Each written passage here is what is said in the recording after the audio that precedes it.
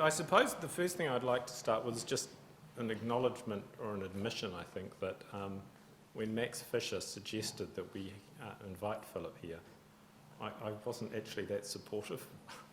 I was like, well, surely there's a local Wellington artist or architect or designer we could get to come and be part of the conference. And I started looking at Philip's work and I thought, well, maybe we'd have to extend it to Auckland as well. And then in the South Island, and then, God, it was even the Australians were coming. And after a while, I sort of went, no, it's Philip. It's Philip or nothing.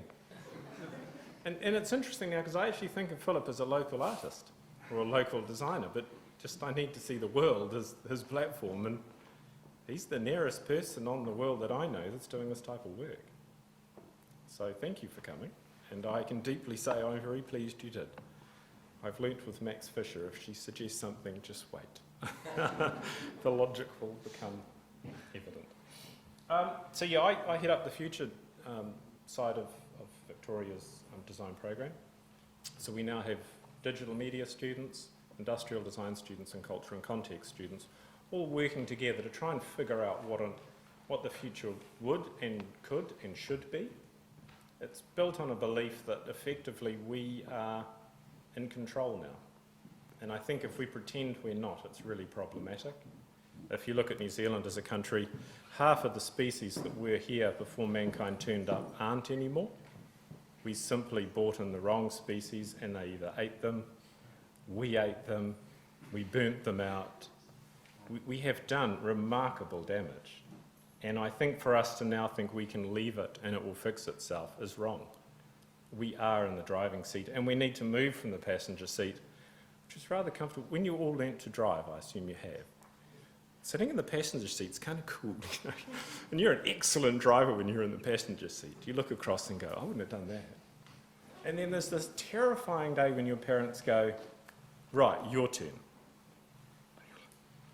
What? For years you've been a wonderful driver, but you've never held the wheel. I think you now have to hold the wheel, change the gears, and figure out where to take this thing. So what I try and do with Design-Led Futures is I try and say to the students, most of them about 20, 21, a lot of them think that they're going to do great work one day. And I say to them, no, this might be the peak of your career. 21 might be as good as you get. You're like, no, that couldn't possibly be the case. And I said, look around you. The quality of the people you share a class with is remarkable. And don't underestimate the collegiality of it. I try to say to them, if you listen to a lot of music, a lot of the best rock bands in the world made their best music when they were 20. There's nothing more painful for me to listen to a 50-year-old muso justifying why his crap music is great. It's not. Their skill level might not have been remarkable when they were 20, but there was something they had to say that was. They were the voice of that generation coming, and that's what gave their music power. And so I say to the students, you are the rock stars of this generation. Don't waste that. Don't be average, be brave. That's quite difficult when you've just seen work upstairs that I would have said was 30 years away. A space you walk through that reacts to you, that responds, that's chemically driven, that has little tribes of things that actually self-manage, like little societies. I thought that was a long way off. And the thing that made me really think about that is, if somebody said to you in Kmart, so all right, you think in Kmart, there's 2 toasters over there shagging. Go and have a look. I would be like, no, it's not. They're toasters. Don't be stupid. And I wouldn't get this terrible image in my head. I'd just go, that's just stupid. Don't be silly. If somebody said to Philip, 2 of your little constructs up there are having it off in the corner, I'd be like, oh God, they're not, are they? Because it's not that unbelievable to me. In 15 years' time, it wouldn't surprise me if you've got replicating versions of those. Yeah. And that enthralls me and it terrifies me, and it's wonderful because we should be thinking about these issues. But what I will do is I'll quickly go through just a little bit of work we did for the Wellington City Council this year. Probably the greatest revelation of that was that having a site for future studies is remarkably valuable. So next year you won't be the sponsor, but we will be citing it here because it's been so worthwhile. And as far as I can see, the distant future for Design-Led Futures will be the future of Wellington because it is such a deep topic and we've only just started to scratch the surface, I think. So this one here, we've recently had this terrible earthquake in Christchurch, which I think has made us all realise we live in a very earthquake-prone part of the world. And the reactions to that has been a hell of a lot of paperwork, like you do, because paperwork will solve it, possibly.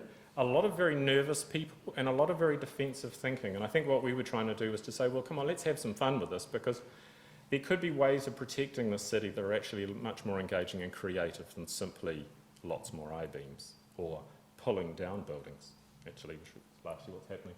So this one is a ball or an inflated air bubble, like an airbag really for a building, that was put between buildings, because if you imagine individual buildings like that, in an earthquake they wobble because they're tall and skinny, high-rise buildings. And the problem you have is if you have two people, it's dangerous, that person legally will not talk to that person because there's no reason for them to.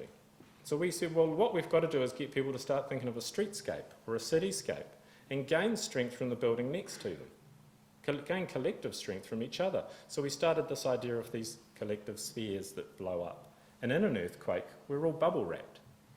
So we all wobble around, but we're all quite safe. And then one of the students came up with an idea where you click your heels together, and you've got special Wellington shoes on, and airbags come out.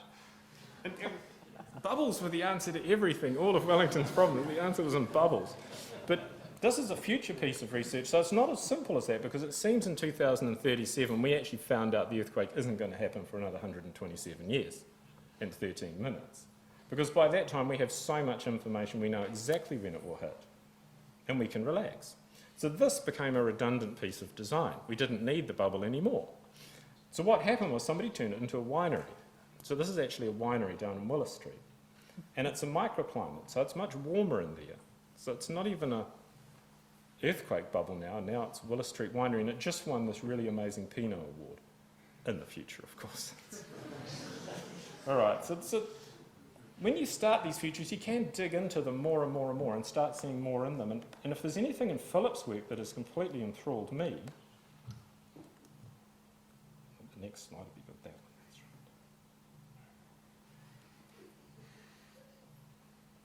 That's right.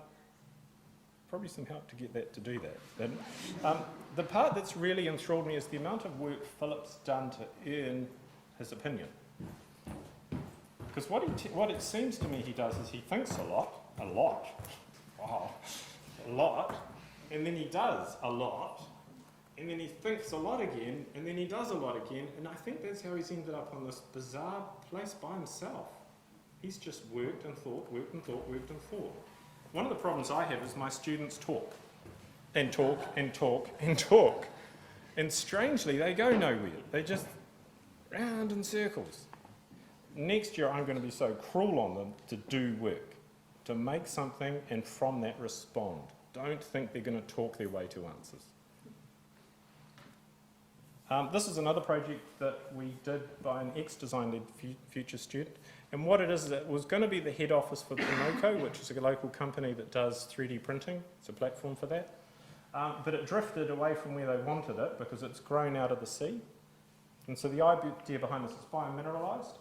So the land that's now most valuable isn't the land isn't the land that's with air, it's the land under the water.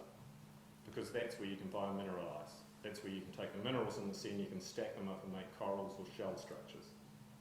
So here you've got this building, and it's actually on a slight tilt, because one year we had a really bad algal bloom in the hub, and it just twisted it off a little bit, and it slightly changed the colour. And what it means is we're going to maybe be starting to look at architecture that grows. And we're going to have to start looking at variegation in architecture and diversity, and a response from the natural environment. So it's not simply we make it and put it there, this is actually extracted from the sea itself. Part of the problem looking at Philip's work and walking through it today was this seems still quite tame. I mean, if I look at Philip's work and I look at this, my complaint about this is it's static.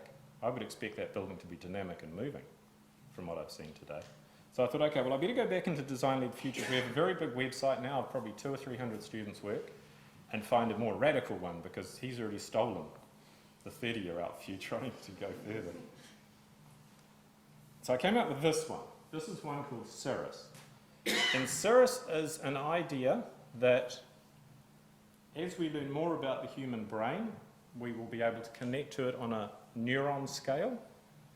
And once we can do that, all bets are off for our body. I would argue that our belief that our body is such an intimate machine and so special, I don't think is correct. Quite often students will challenge me to say, oh, I'm really one with my body. And I go, oh, that's interesting, because what's under there? And they go, dunno. And I go, spleen maybe, liver? I suppose. Hey, let's get a knife and find out. And they're like, no. Your body is the biggest mystery of the world. It's like when you get born, somebody gives you a brown paper bag and says, carry this for the rest of your life, but never open it. We just never open it. It's too dang scary. So I'm not quite so sure that our relationship with our body is endless. And also, as I get older, I'm starting to notice my body deteriorate. And I live near a very beautiful view, but I can't see it anymore. I can see it with clarity with glasses on, which is like looking through a TV, or I can see it fading with my natural eyes. And I'm starting to think my body's not, it might not be the mechanism I want for engaging with the environment. There might be other senses and other ways I could stimulate my mind through direct connection. So this is assuming we have direct connection. We spend most of our lives on the internet, and this is a proposal that instead of living on the surface of the Earth, we live up in the stratosphere.